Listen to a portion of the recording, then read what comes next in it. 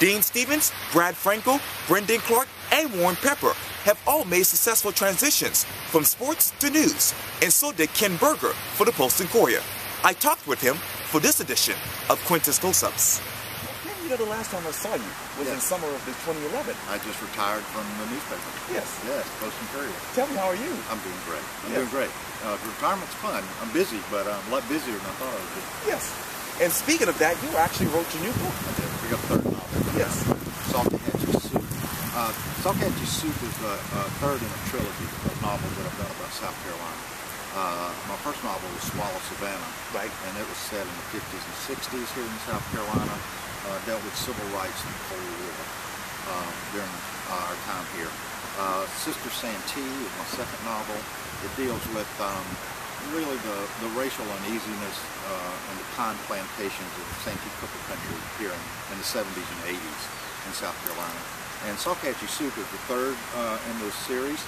And Salthatchee Soup really deals with another stretch of our state over in the western part on the Salthatchee River, where we have about 36 million tons of nuclear waste buried in our beautiful state, thus the soup. And it's a crazy story with a lot of crazy people. It's got a lot of golf in this one because I like what I know. I like golf. Yes, indeed.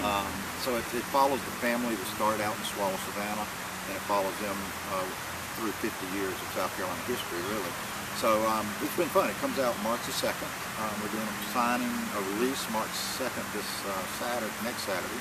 At Mars Nissan. Mars Nissan is friends of ours. Yes. And we're doing it from 1 to 5 o'clock. Yes, awesome. Yeah, thank You you. know, after many years of being in the newspaper business, why was the book publishing business attracted to you? Well, I wrote my first novel while I was still at the paper, and I really did it as a dare to myself to see if I could do it. Yes. I've been writing news and writing columns for so many years, and I really kind of wanted to see if I could do it.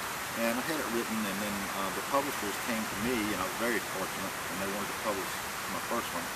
So they did, and then I tried, well, I'll try to write a second one, and I did, and now I've completed it with a trilogy. And it turns out I like writing novels more than I thought I would. I was very focused on news, and you know, what we do in news is write tight and short.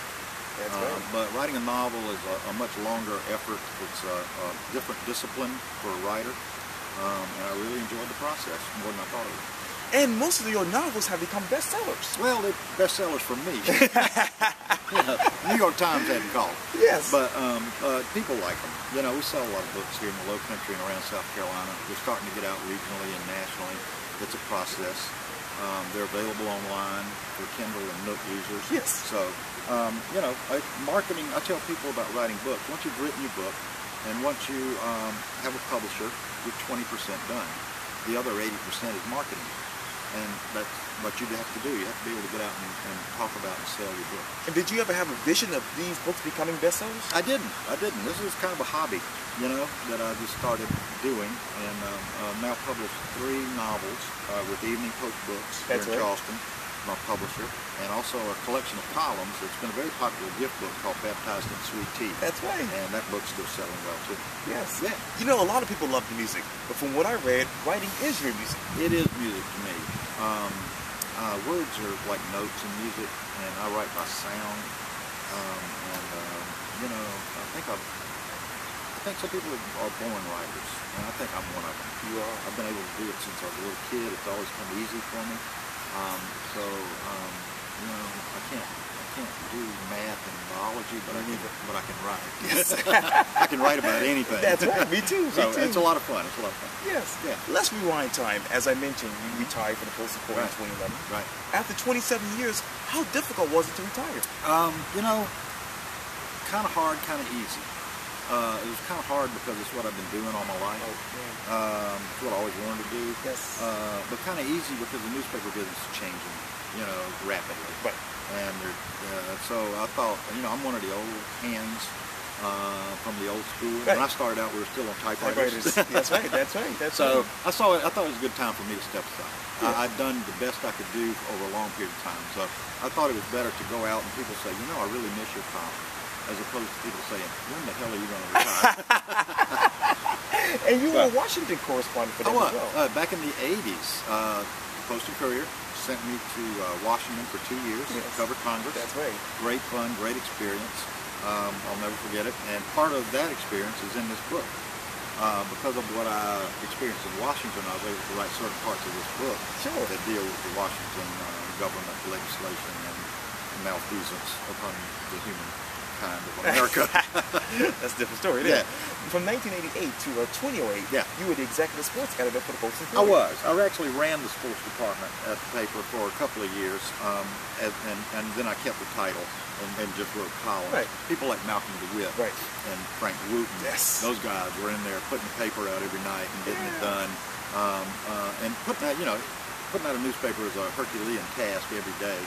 And then you start all over again. So, I loved every minute of it. The late night hours and the poor pay and the hard deadlines. Right. And all that stuff. So I loved it. It's what I was born to do. Exactly. Yeah. And in addition to your editorial duties, you also wrote columns. Yeah, I did. I traveled and covered everything Super Bowl, Masters, Final Fours, all over the country. And, yeah, I got to do everything. It was a great experience. It was like having a free pass to the world. Yes. What particular event sticks out in your mind? Well, there are always the Masters where Tiger makes a putt, a fantastic putt, or Final Four where somebody hits a basket at the end. Yes. But you have to remember, in addition to all those big events, I did a lot of small events. I go to a high school basketball game or a high school football game. And as far as passion and good stories go, you can find them anywhere. There might only be 100 people in the stands, but what's going on in the field, if you're a good writer, you can find the story and really write a nice story, and it doesn't have to be a Super Bowl. That's true. Yeah, it could be anywhere. Anyway, yeah. Even before your success at the Post and Courier, you actually graduated dead last from your class. I did. At the University of Georgia. University of Georgia. I was not the best student they ever had in the journalism school, but I did graduate. I was a goof-off kid, and I didn't know what I wanted to do. I knew I wanted to write, but I was not very strong academically. I did well in all my journalism courses. That's good. And writing courses. But I finished with a 2.0, a dead last in my class, and I got a job. Yes. So nobody ever asked me about my GPA after that. Yeah, I wouldn't, Didn't seem to matter. Exactly, that's what I wanted to say. I had a really good time in college. Oh, I bet you did. Yeah. It was an interesting time. It was the late 60s, early 70s. America was changing, the South was changing. Yes.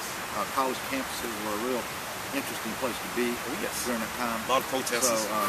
So, it's all a learning experience. Yes, indeed. And even before that, it was Allendale, Fairfax. Fairfax. I grew up, born and raised in Allendale, a small town 90 miles west of Charleston, middle of nowhere. Right. It's where Swallow Savannah is set. That's right. They always say, write what you know, so I wrote about where I grew up, and it was during the segregated South. And it's a much different time. And we've come a long way. And one of the things that these books talk about, Quintin, is that we've come a long way, but you have to realize how much further we have to go. Race relations in the state are obviously better than they were during segregation, but I don't think they're as good as everybody thinks they are. Yes. This book talks about what it's like once you get outside of Charleston and out in the country. Yes. There's still a lot of racism that exists in our state, and we try to cover it up, or hide it, or ignore it, or pretend it doesn't exist, but it really does, and I write about it. And put on your memory hat, what do you remember about growing up in Allendale? Oh, well, I remember, for me it was an idyllic childhood. We had, it was a wonderful small town to grow up in, but I also remember the separate entrances to the doctor's office, to movie theaters, the separate water fountains that you hear about. I remember that it was real, and it's very much a part of what I write about. But your life hasn't been all successes. No. You've had ups and downs. Oh, I've had my share. I'm a gratefully recovering alcoholic. I quit drinking when I was 30 years old. Yeah. Almost 60. I'm 63 now, so it's been a long time. That almost killed me. I'm an alcoholic, gratefully recovering. But I had the luck and the opportunity and the desire to quit drinking at an early age, so that really saved my life.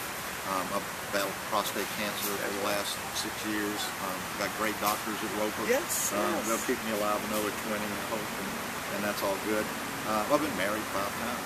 There's no limit in South Carolina, as it turns out. Well, I'm curious, what was your secret to overcoming all those demons? you just keep going. You know, you make mistakes. Yes. Things happen. A lot of decisions in life you get to make, but a lot of them are made for you, and a lot of things happen to you that you're not ready for. So you have to take everything as it comes. Life's not going to be a walk through the roses. That's right. So just don't ever give up. Keep moving forward, and do what you do best. Finish these sentences for me. Sports is. Sports is fun. Writing is. More fun. The Post and Courier is. A great family newspaper. Ken Berger is. A happy man. There you go. And a lucky guy. You are. Thank you. Absolutely. Thank you, thank you. Well, let's switch over to family. Okay. I understand that you have been married to your wife, Bonnie. Bonnie is number 5. Yes. And since 2006. Yeah, she's great. Bonnie's a retired professor at the College of Charleston. We've been married almost 7 years. You know, I call it the love of my life. My friends call it the incumbent. But we're doing great. Yes. We live a wonderful life. We travel around selling books now and seeing our grandchildren. We just got back from Sweden. Yes. We have grandchildren in Greenville and Columbia and Chicago and Sweden. So my oldest daughter lives in Sweden. So, you know, we have fun. We have a good time. And for those who don't know your kids and grandkids, describe them. Well, Allison, my oldest daughter, is 36 now. Got a little girl named Ella, little granddaughter Ella. Right. She lives in Sweden. She went to Clemson. She studied abroad. When she was at Clemson, she met Tobias Johansson.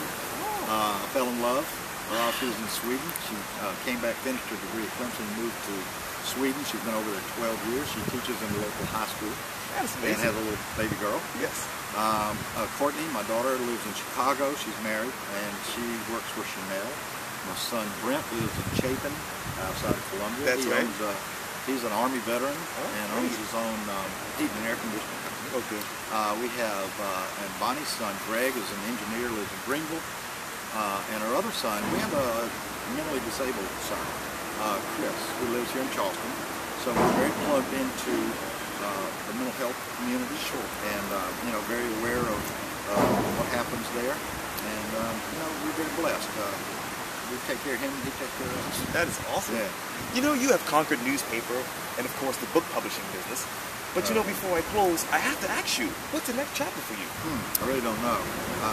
I think somebody asked me, just as I was finishing up this novel, they asked me, so, are you going to write another book? And I said, you don't ask a lady in labor if she's going to have another baby. Let me get this one done, and then we'll talk about marriage. Yeah. That'd be great. That is awesome. Right. Well, Ken Berger, it was so great talking to you. Thanks, Quintin. Thank you. Always a pleasure. Likewise. Thank you.